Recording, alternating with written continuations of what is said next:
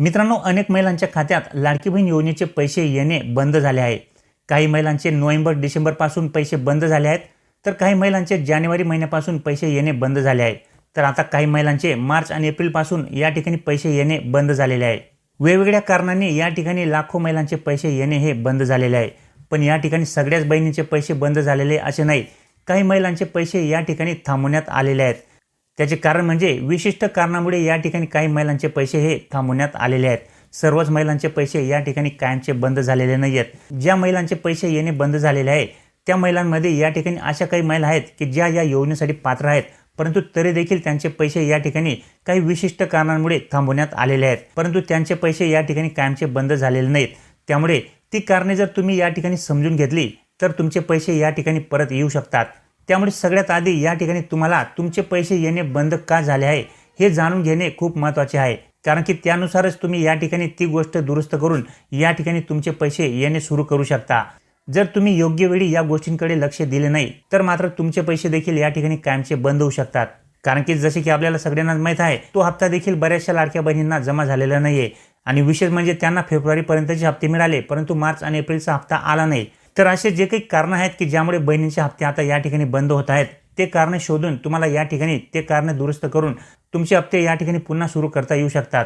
त्यामुळे या गोष्टीकडे दुर्लक्ष न करता या गोष्टीकडे लक्ष देऊन तुम्ही त्या गोष्टी समजून घ्या, जेणेकरून तुम्हाला या ठिकाणी तुमचे येणारे जे काही पैसे आहेत ते परत सुरू करता येतील। आतापर्यंत अनेक महिलांचे पैसे या ठिकाणी येणे बंद झालेले आहेत, त्यामध्ये अपात्र महिला तर आहेतच, परंतु या ठिकाणी ज्या महिला पात्र आहेत, ज्या महिला या ठिकाणी सर्व काही गोष्टींमध्ये परफेक्ट बसत आहेत, तरी देखील त्यांचे हप्ते या ठिकाणी बंद झालेले आहेत। त्यामुळे या ठिकाणी तुम्ही समजून घ्या की या ठिकाणी जर तुम्ही या योजनेसाठी पात्र असाल आणि तरी देखील तुमचे हप्ते या ठिकाणी येणे बंद झाले असेल, तर आता मी तुम्हाला जे काही गोष्टी सांगणार आहे त्या गोष्टी व्यवस्थित समजून घ्या की या गोष्टींमुळे तुमचे पैसे बंद झालेले आहेत आणि त्या गोष्टी जर तुम्ही या ठिकाणी दुरुस्त करून घेतल्या तर लगेच तुमचे या ठिकाणी पैसे जे काही मागचे पुढचे राहिलेले असतील तुमच्या बँक खात्यावरती या ठिकाणी जमा होऊन जातील। त्यामुळे या ठिकाणी सुरुवातीला तुमचे पैसे बंद होण्याचे जी काही कारणं आहेत ते तुम्ही या ठिकाणी समजून घेणे महत्त्वाचे आहे।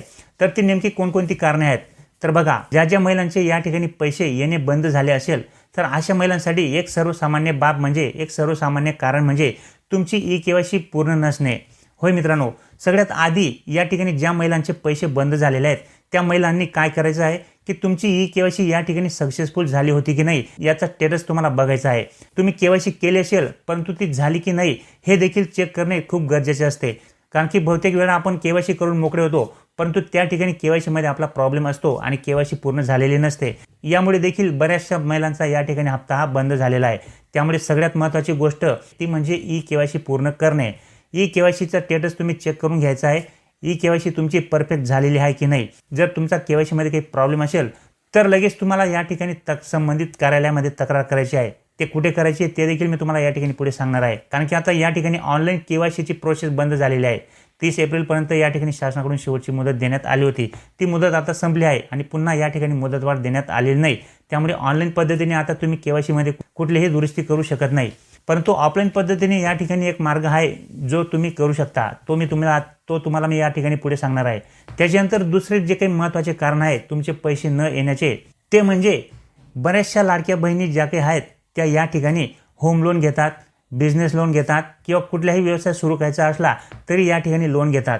आणि मित्रांनो, या ठिकाणी समजण्यासारखी गोष्ट अशी आहे की लोन घेते वेळेस या ठिकाणी बँकेकडून काही कागदपत्रांची मागणी केली जाते। त्यामध्ये बघा, तुमचे आधार कार्ड असते, तुमचे रेशन कार्ड, तुमचे बँकेचे स्टेटमेंट, ITR आणि बऱ्याचशा अशा गोष्टी असतात यामध्ये बँक तुमच्याकडून मागत असते। आणि यामध्ये सगळ्यात महत्त्वाची गोष्ट जी आहे ती म्हणजे ITR।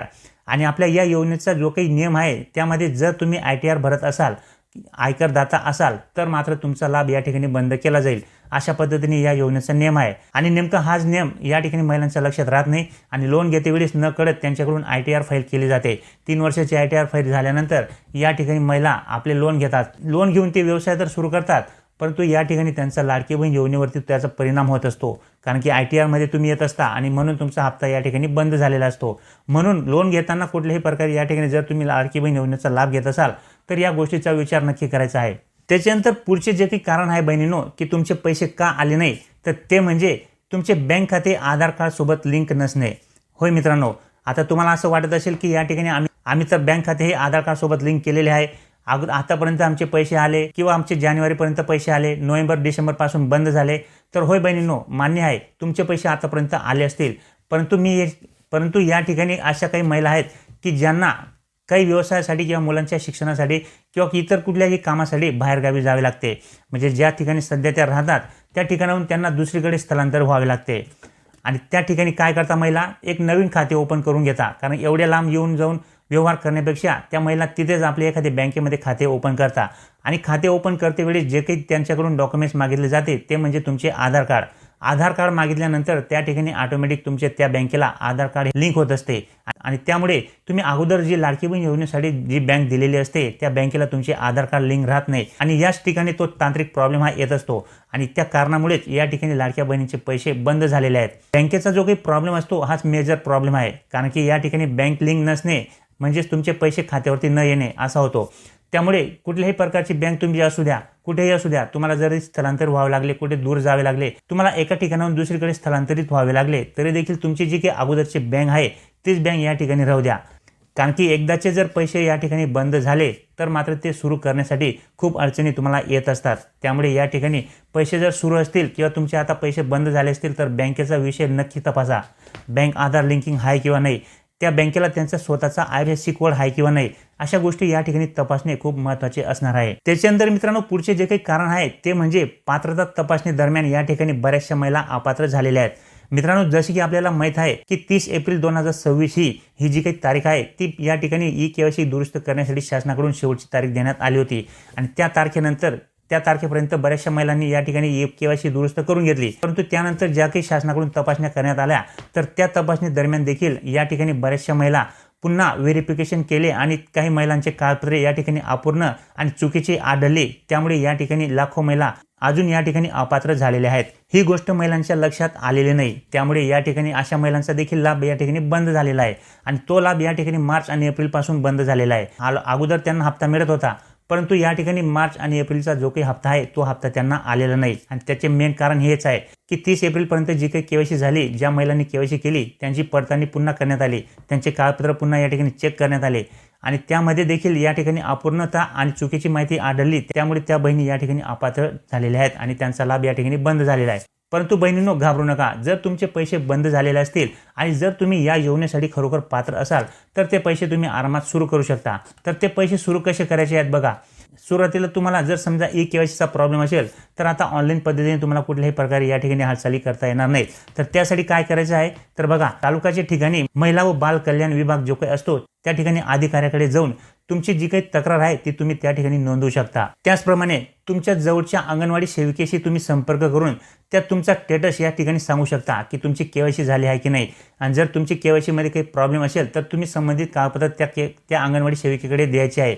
त्या सेविकांमार्फत या ठिकाणी संबंधित अधिकाऱ्यांकडे ते पूर्तता केली जाईल आणि त्यानंतर तुमचे जे काही पैसे आहेत ते या ठिकाणी सुरू केले जातील.